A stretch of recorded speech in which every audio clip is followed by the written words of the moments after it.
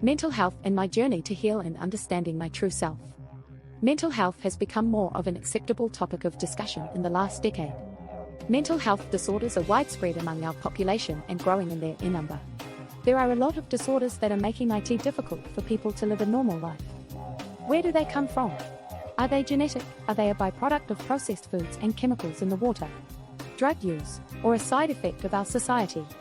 It is a bit of all these, I would imagine. Where do these disorders come from? Growing up, I thought I was in a healthy environment filled with love. A healthy family. Now I am 49 and know the truth of the matter. Well, probably half the truth at least. I grew up in a very dysfunctional family. My parents got divorced when I was young. I was probably 3 or so and believed this was devastating to me now. My mum remarried not long after that, and my stepfather was not a good person back then. I had an older brother who was 4 years older than me, and he was affected as well.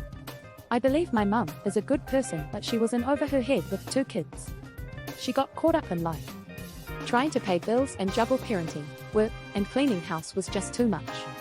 Looking back, she was emotionally unavailable from the time I was around 8 years old. I remember fighting was a normal thing in our household. My brother was the first to be affected. He and my father-in-law would fight physically and verbally. This went on for a while, and my brother moved up around 15 after getting emancipated. I was around 11 at that time, and my brother and I had no relationship at all before or after that. We still have a poor relationship today. I was on my own emotionally and in every aspect of my life. I started using drugs and hanging around with a bad crowd. Weed, LSD, meth, and alcohol, all new and exciting to me. Young and unaware, I remember feeling excited. I had friends and felt needed.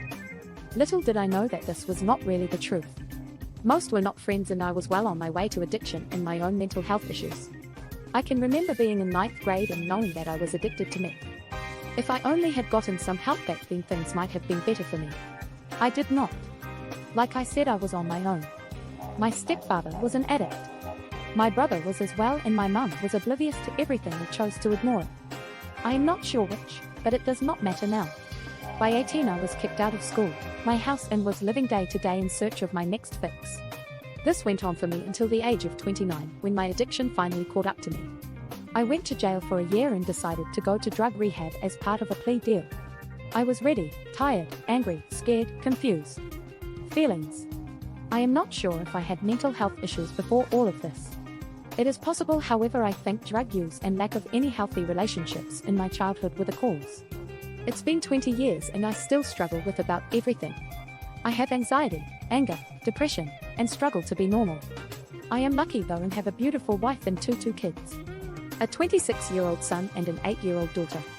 I have been blessed by them. They give me hope and something to live for. I love them dearly. There are many people with mental issues and disorders who are not so lucky. I think the environment is the main factor for mental health issues. Drug use plays a significant role as well. Society must do better. I have to be better. So many people are living with mental issues that it is becoming a more of an acceptable subject to discuss openly. This is a good start to finding meaningful solutions. I know that I must be here, aware, awake for my daughter. I do not want her to follow in my footsteps. I believe that this is the best thing people can do to help stop the mental issues in our society. I believe that 90% of them are directly a result of the living conditions and childhood relationship between the family. I do not want her to struggle like I do. I do not want her to feel what I have. If you are a parent or ever become one, please be there for them. Please communicate, love, and be present for them. This will prove to be the best solution to mental health for our society. It will not happen overnight, but if enough of us do this over time, we can have healthy minds and a healthy society. Until then, discussion, compassion, and love will serve us well in the journey to heal.